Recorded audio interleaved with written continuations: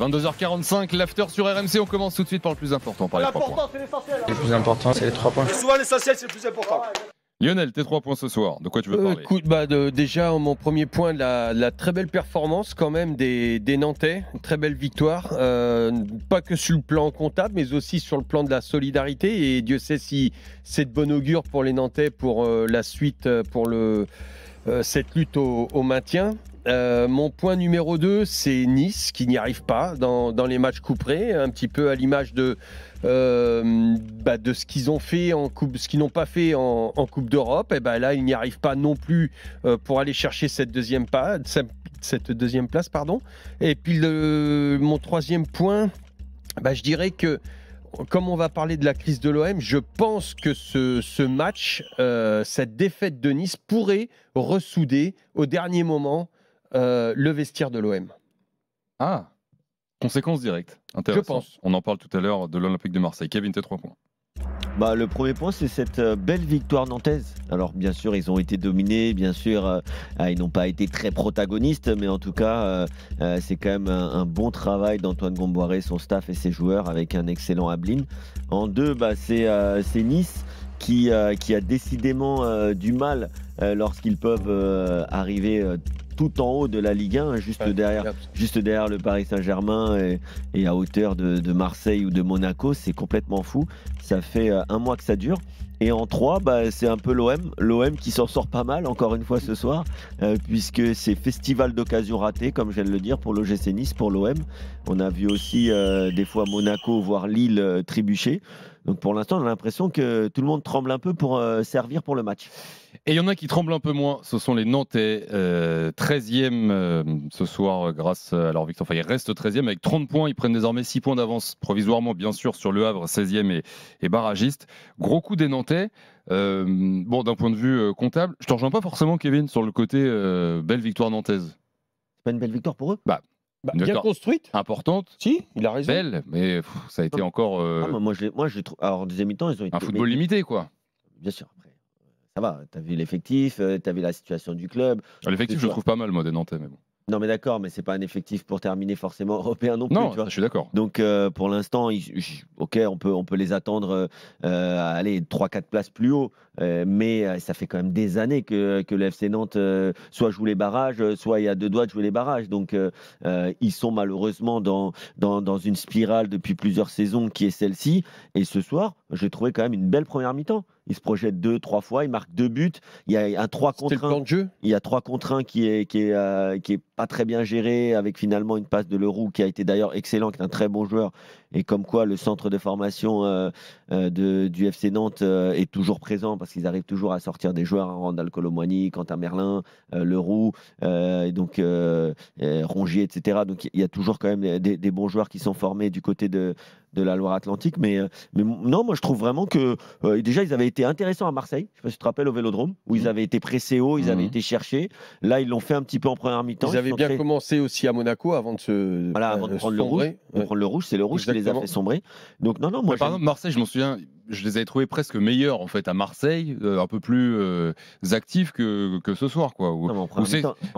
En première mi-temps, certes, ils n'ont pas 200 occasions, mais ils ont quand même 3 occasions de marquer franches, ils en mettent 2. Dans les stats, justement, en fait, c'est efficacité maximale 0,57 d'XG. Ils mettent 2 buts contre 1,78 pour les Niçois qui en mettent qu'un, 23% de possession pour les Nantais. Mais Thibaut, la contre-attaque du 3 contre 1, c'est une occasion énorme. Mais ça finit pas sur un tir, donc il n'y a pas d'XG. Ouais. Pourtant, c'est une occasion qui est énorme. À 3 contre 1, tu peux faire le break avant. Lionel ? Oui, mais non, je suis d'accord avec Kevin. Moi, ce qui manque pour moi dans cette équipe, c'est là où ils sont vraiment en déficit, c'est Niçois, c'est dans les zones de vérité. Notamment les attaquants, la dernière passe, elle n'arrive jamais. En tout cas, dans les matchs couperés comme ça, elle n'arrive pas. C'est là qu'elle doit arriver. Et puis aussi dans leurs 20 derniers mètres, et notamment Boulka, là où il était décisif en début de saison, il n'est plus du tout décisif. Il leur coûte même des points actuellement. Donc, parce qu'on peut pas dire que ce sont des grosses erreurs défensives, mais derrière, dès qu'il y a un tir un petit peu à 1,50 m du poteau, il il a plus pratiquement 3 mètres d'envergure, il prend des buts comme ça qu'il prenait pas au début de saison. Il est plus décisif et voilà. Pour moi, c'est là que ça pêche pour les Niçois. On ouvrira le dossier Boulka tout à l'heure, mais restons sur Nantes pour l'instant avec Lionel, supporter nantais qui est là au 32-16. Il a le même prénom que toi. Encore un Lionel. Encore un Lionel. Ouais. Déjà un, c'est beaucoup. Alors à deux, wow. Là, deux bons comme ça, vous allez plus pouvoir, vous allez rien comprendre. Salut Lionel du 32-16. Salut, et puis un Lionel de Bourgogne aussi. Wow. Voilà, vous êtes mort. Là, on est su. Bon Lionel, belle victoire, elle est importante pour Lionel du 32-16. Voilà. pour les Nantais, qu'est-ce que tu penses de la prestation du soir?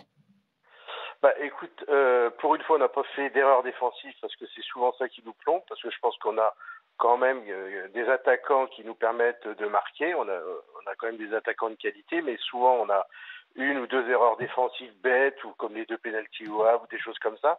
Là, on n'a pas fait d'erreur. On a eu un super match de gardien, je pense que Lionel a dû apprécier. Et puis, on a les deux au milieu. Il m'a fait peur des fois, Anthony Lopez. Hein. Oui, mais bon, mais il a fait 2-3 arrêts décisifs. Il fallait les faire, il les a fait.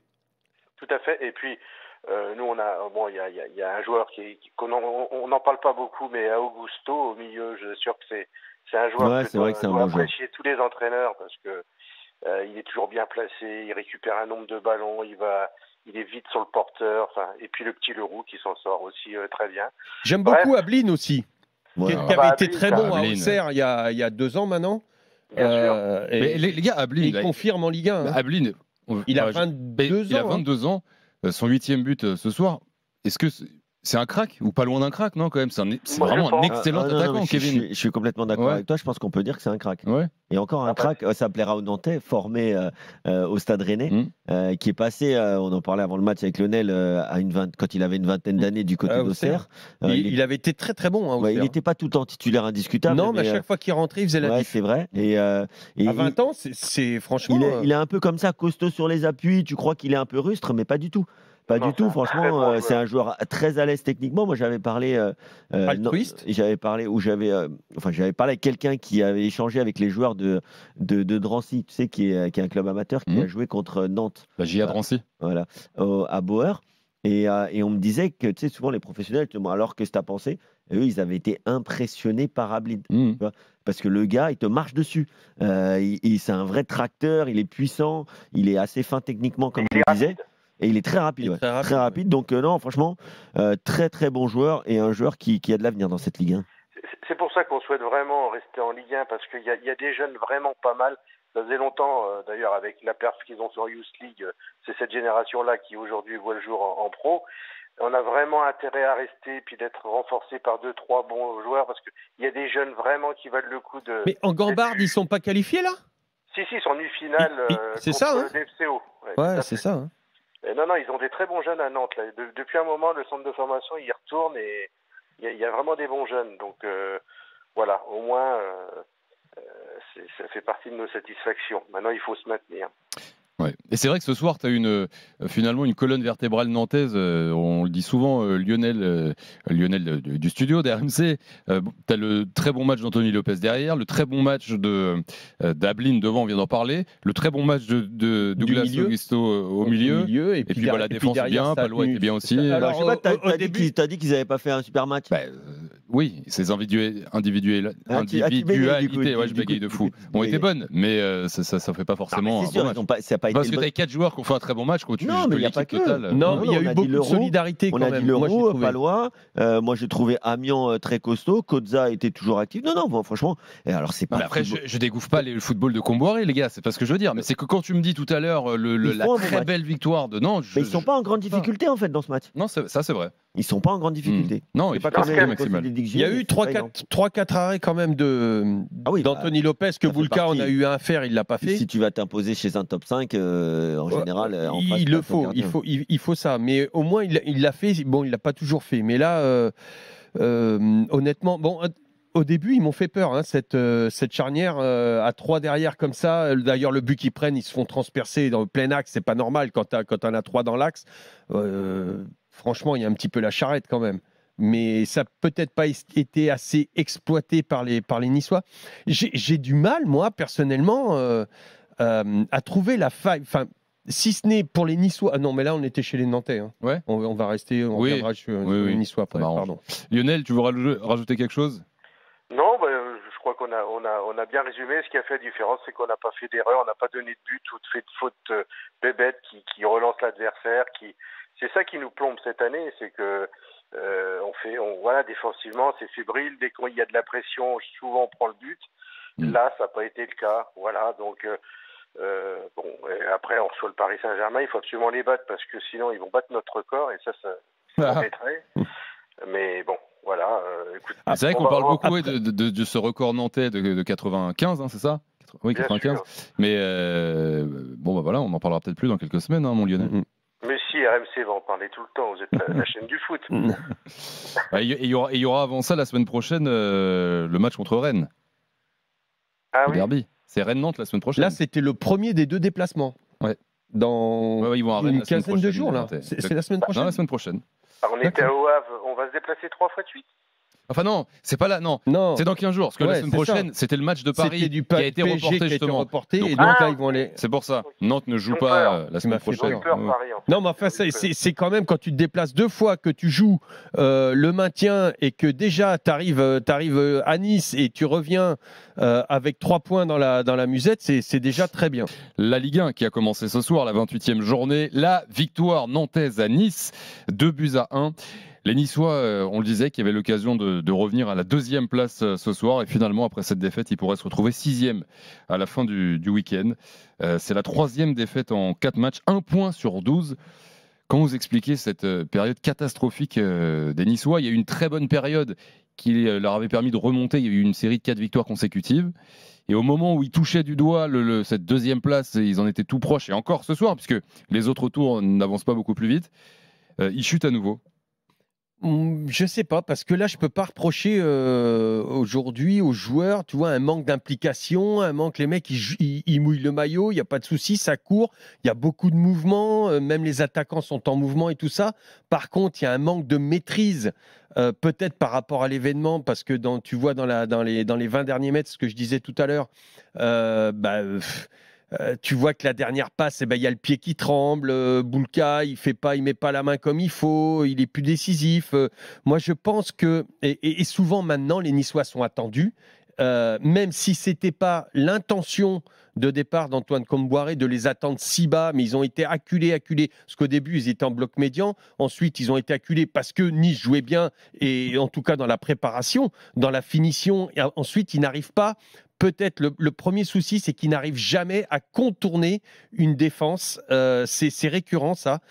Passer derrière la défense. Souvent, ils envoient des centres là où la défense est en place, et dans le jeu de tête, ils sont pas bons. Donc là, ils perdent les duels. Bon, c'est pas productif. Et je pense, quand tu as des matchs récurrents comme ça face à des défenses regroupées, il te faut un créatif, il te faut quelque chose, un mec qui t'invente quelque chose de neuf, ou au plus, la 3e solution, c'est s'appliquer sur les coups de pied arrêtés. Et sur les coups de pied arrêtés, ils sont inexistants. Donc, ils n'ont pas, de ces 3 armes-là, ils n'en ont pas une. Donc, quelque part, je me dis, ils peuvent que perdre face à des défenses regroupées. En tout cas, ne pas gagner. Michel est là, supporter niçois. Il sort du stade et il nous appelle l'énervé au 32-16. Salut Michel. Moi, je suis pas vraiment. Salut les gars, je suis pas vraiment énervé. Je suis plutôt blasé, quoi, plus qu'énervé. D'accord. Parce que, en fin de compte, cette soirée, ça résume l'ADN de notre club. On est un club de losers, qu'on le veuille ou non. Ça fait 4 journées consécutives qu'on peut prendre la 2e place. On a pris 1 point à 4 matchs. On aurait pu mettre Lyon à 10 points avant de les recevoir. On perd chez nous, on se fait égaliser contre Auxerre à la dernière minute. Chaque fois qu'on a un tournant important depuis 40 ans que je vais au stade, puisque j'ai un peu plus de 50 ans, donc je vais au stade depuis que je suis petit. Chaque fois qu'on a un match à gagner, on le gagne jamais, que ce soit en finale contre Nantes, contre Bâle la saison dernière. On fait une Coupe d'Europe, on fait de la figuration, on finit 35e sur 36. On perd en coupe contre Saint-Brieuc. Ce match, c'est le résumé de notre vie de supporter. Wow. Ah oui, donc ce serait dans l'ADN, quoi, carrément, Michel. Ah, mais c'est l'ADN de notre club. On est un club de c'est dur. Encore toi, Michel, tu étais au stade, toi, parce que le stade était à moitié vide, non? Raconte-nous. J'avais l'impression qu'il n'y avait personne. Il n'y a personne. Il y a un désamour complet. Mais je vais vous expliquer une chose. J'ai 8 abonnements, moi, parce que j'ai une société, j'ai 8 abonnements. On a été à 2 au stade ce soir. J'ai appelé tous les gens que je connais de mon répertoire pour leur donner des places gratuites pour venir au stade. Personne ne veut venir dans ce stade. C'est un mouroir. notre public, il a complètement abandonné le club. Notre président, il fait une déclaration il y a un mois en disant ouais, Nice, ça m'intéresse pas, il n'y a pas de spectacle, alors qu'il a un club qui est 14e de première ligue. Donc le président River, il est aux abonnés absents tant qu'il fait le clown pour Nasser lors des réunions de la ligue. À part ça, on ne l'entend jamais. On se prend 3 matchs de fermeture de tribune quand Paris se prend un match à huis clos partiel pour des banderoles. À un moment donné, il n'y a plus rien qui va dans ce club, de A jusqu'à Z. Donc moi, c'est pas la défaite spécialement de ce soir. Je savais qu'on allait perdre ce soir comme on allait perdre à Monaco. De toute façon, chaque fois qu'on doit prendre une deuxième place, on la prendra jamais. Et en plus de ça, pour jouer dans un stade vide, même en Coupe d'Europe. Mais laissons les clubs qui ont envie de jouer la Coupe d'Europe, laissons Marseille, laissons Lyon, laissons Strasbourg, laissons Lens, des clubs qui ont des vrais publics, qui jouent à guichet fermé tous les matchs. Pourtant, Michel, on est d'accord que cette saison, justement, tu es quand même dans le haut du tableau, tu as l'occasion d'arriver très haut, de prendre la deuxième place depuis quelques semaines. Le jeu de Franck Hez, un bon entraîneur. Tu ne vibres pas, moi je comprends. Moi, je ne trouve pas bon Hez. Donc après, tu préférais Farioli? C'est pas que je préférais Farioli, mais à un moment donné, non, ne me parlez pas de Vira, n'exagérez pas. Qui alors? Non, mais je veux bien Franck Hez. Franck Hez, qu'est-ce qu'il a fait à l'OGC? Parce que les gens, ils m'ont dit, oui, c'est bien Hez, on voit du spectacle, on marque des buts, etc. Moi, je dis, c'est toujours à la fin du bal qu'on paie les musiciens. Pour l'instant, le bilan, on a fait 35e sur 36, on a été la risée de l'Europe en Coupe d'Europe. Alors, on me dit, on a eu des blessés, nani-nana. Moi, j'ai fait tous les déplacements. Je fais partie des débiles qui dépensent 1 000 € pour aller voir un match à Budapest ou en Suède, etc. Donc, on a fait 35e sur 36, on se fait sortir par Saint-Brieuc, par un gars qui vend des crédits immobiliers toute la semaine, il nous met un doublé. À un moment donné, il a fait quoi, Hez? On verra à la fin de la saison. Si on finit 7e, il aura fait, excusez-moi l'expression, une saison de merde. Mais Michel, je te trouve désabusé, j'ai l'impression que tu n'as même pas d'espoir, mais même au-delà de cette saison pour ton club. Après, si tu me permets juste d'essayer en tout cas de te remonter le moral. Alors certes, l'histoire que votre propriétaire rachète Manchester United, c'est clair que c'est pas la meilleure nouvelle qui vous est arrivée sur les derniers mois. Maintenant, vous avez quand même un président et surtout un directeur sportif, moi que je trouve ultra compétent, qui vous a sorti un bon bito de derrière les fagots là, qui est quand même. Super. Non, mais Bombito, après, laisse-moi finir et puis après tu me diras ce que tu en penses. Moi, je pense que Florent Maurice, ça reste un très bon directeur sportif. Moi, dans cette équipe, je trouve que vous avez quand même d'excellents éléments, que ce soit Bombito, toi tu n'aimes pas peut-être, mais Ndiaye Chimier, Jonathan Klaus, Boudaoui, même Abdi ce soir. Vous avez quand même une attaque avec Guessant qui commence sur le banc. Aujourd'hui, Laborde, Boga, Shaw, c'est pas le Brésil, mais ça reste quand même des joueurs confirmés pour la Ligue 1. Donc franchement, vous êtes quand même loin d'être le pire effectif. Vous allez retrouver petit à petit Terem Moffi. Non, franchement, il y a de quoi travailler. Il y a Santa Maria, il y a de quoi travailler. Vous avez un bon entraîneur, en tout cas moi je trouve. Et certes, les perspectives. Après, attention, ils peuvent aussi finir en boulet de canon. Kevin, mais vous avez quand même des perspectives. Un bon effectif et un bon entraîneur et que tu n'y arrives pas. Attends, ils sont quand même 5e. Moi, c'est ça que je trouve dur aussi. On peut pas dire que Nice n'y arrive pas quand même, les gars, cette saison. Mais c'est notre ADN, les gars. Mais ils n'y arrivent pas contre les équipes, surtout, moi je trouve, je ne sais pas ce que tu en penses, Michel, mais contre les petites équipes, parce que contre les grosses, c'est plus simple pour les Niçois. Ils ont perdu contre Monaco quand même la semaine dernière. On a perdu à Monaco, on a perdu à Marseille, on a perdu à Lille, on va perdre à Paris, on va perdre à Strasbourg. Paris, tout le monde perd. Non, mais ça veut dire en réalité, on a, contre les gros, on a fait des bonnes prestations à domicile, contre Marseille, contre Lens et contre Monaco, c'est vrai, mais on a perdu 2 fois contre Lyon. Mais Michel, 4-5e, vous êtes à votre place en Ligue 1. Ah non, mais moi je suis content si je finis 4-5e. Comme ça, je pourrais partir avec mes potes, faire le tour d'Europe, aller rigoler, en sachant que de toute façon on va les perdre quand même. Mais ce que je veux dire, c'est que 4-5e, c'est très bien. De toute façon, on peut pas viser plus haut. Moi, je pense qu'on va finir 7e, mais c'est négociable. Moi, j'en mets. Pour moi, je mets l'ASM, l'OM, Lille, Strasbourg et Lyon devant Nice aujourd'hui. Exactement, c'est ce que j'allais te dire. C'est normal. J'ai envie de te dire, c'est normal. En termes de moyens et d'effectifs, on n'a pas le droit de surperformer alors. On n'a pas le droit de surperformer. Strasbourg.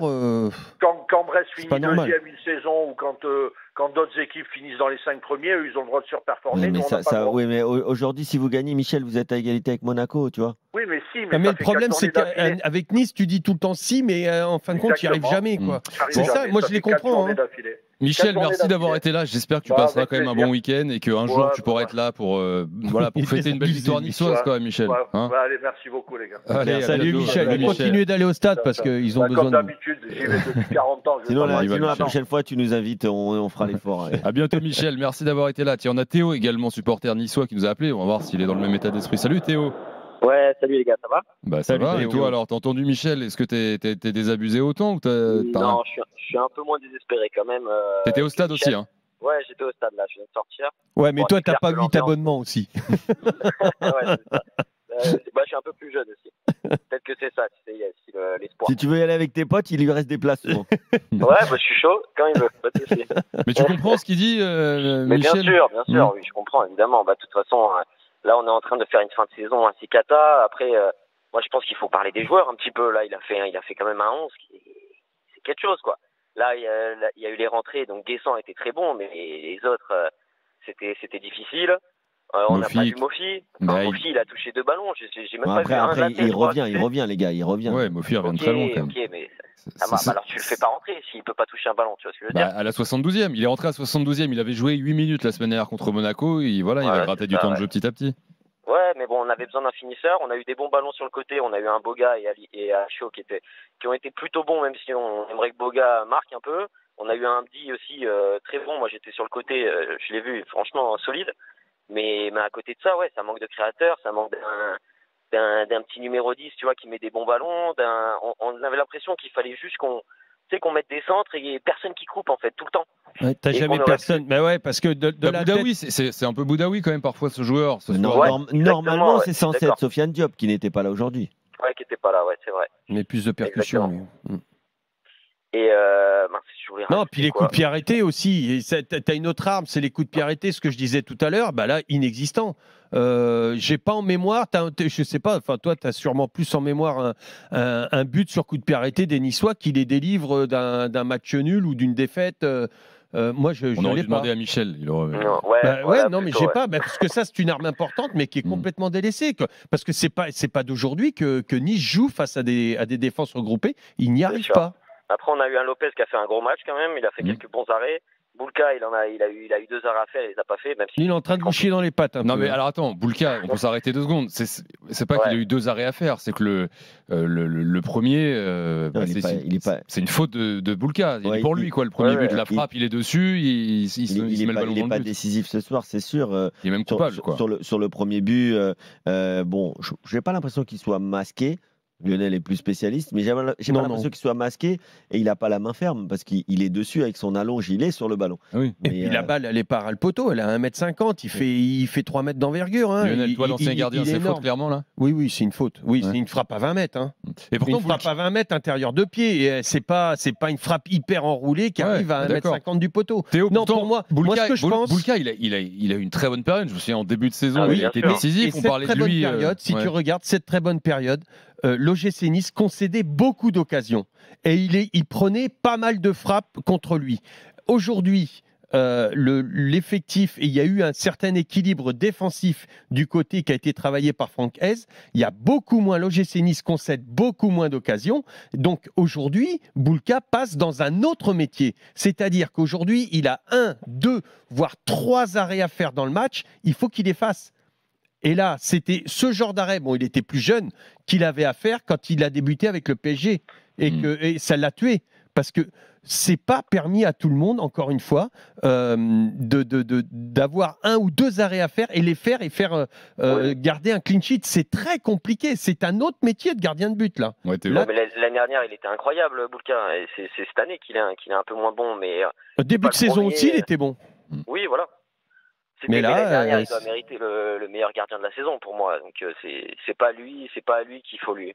Je veux dire, c'est un joueur en plus qui était bon l'année dernière et qui est moins bon qui est maintenant. Plus décisif. Et on comprend pas trop pourquoi quoi. Alors que Franquez, moi je suis pas d'accord avec Michel. Je pense que Franquez c'est quand même un grand coach et on doit garder. et faire tout ce qu'on peut pour construire notre équipe grâce à lui, quoi. Et puis surtout, saison 1 quand même de Franck Hez, tu peux espérer que ça continue de monter en puissance. Bon, là, Nice peut... Saison 1 de Flo Maurice aussi. De Maurice également. Nice peut reculer à la 6e place, je le disais, à l'issue du week-end. Mais bon, il restera 7 matchs derrière. Bon, il y a le déplacement à Strasbourg quand même la semaine prochaine, qui est en pleine forme. Ensuite, réception de Angers. Il te reste le PSG également le 25 avril. Comment tu vois cette fin de saison, Théo, toi, pour ton club? Et qu'est-ce que tu espères aussi pour les Niçois? Comme tu l'as dit, là, je pense que Strasbourg, ça va être très compliqué. Ils sont très très forts en ce moment. Donc si on arrive à accrocher un nul, ce serait déjà pas mal.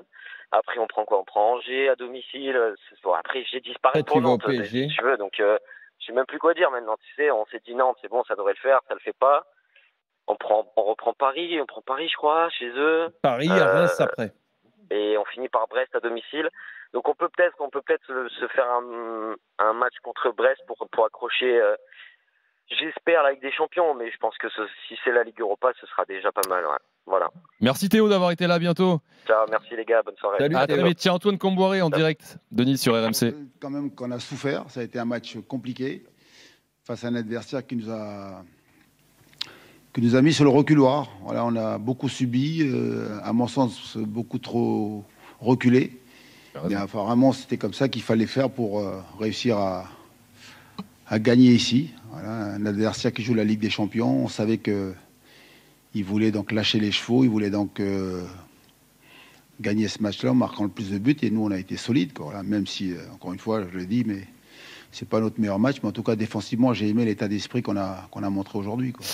Voilà la première réaction d'Antoine Comboiré au micro de Maxime Tilliette et Arnaud Valadon. Première réaction également de Jonathan Claus en zone mixte au micro d'Arnaud Valadon. Regrettable, forcément, quand il tire 3 fois au but et qu'il marque 2 fois et que nous on n'est pas capable de marquer sur nos temps forts. Alors oui, il y a un bon gardien en face, mais je pense qu'on a manqué de justesse dans les derniers gestes, et c'est ce qui a fait que voilà, on n'arrive pas au moins à égaliser sur ce match-là et au mieux le gagner, quoi. Juste un mot avec les supporters, il n'y a pas de cassure pour l'instant. Nous de notre côté, non. Après, ça se comprend qu'ils soient un peu frustrés, mais on l'est aussi. Et voilà, on vit les matchs comme eux les vivent, et c'est vrai que c'est frustrant quand peut-être que pour eux le match était gagné d'avance, peut-être, mais voilà, un match tant qu'il n'est pas joué, on ne sait pas. Mais voilà, à nous de continuer à les rendre fiers malgré tout, et de réinverser cette tendance. Merci. Voilà pour la première réaction de Jonathan Claus. C'est que ça va être très très compliqué aujourd'hui. Un grand fan des pronostics, mais si tu me demandes le top 5 de Ligue 1 après le Paris Saint-Germain, personne veut être deuxième. Mais c'est impossible d'avoir le bon tiercé, je pense. Peut-être le bon quintet, du coup. Peut-être que l'OM va savoir en profiter, tu vois. De Monaco à Lyon, 5 points d'écart de la 2e à la 7e place. C'est fou. C'est fou.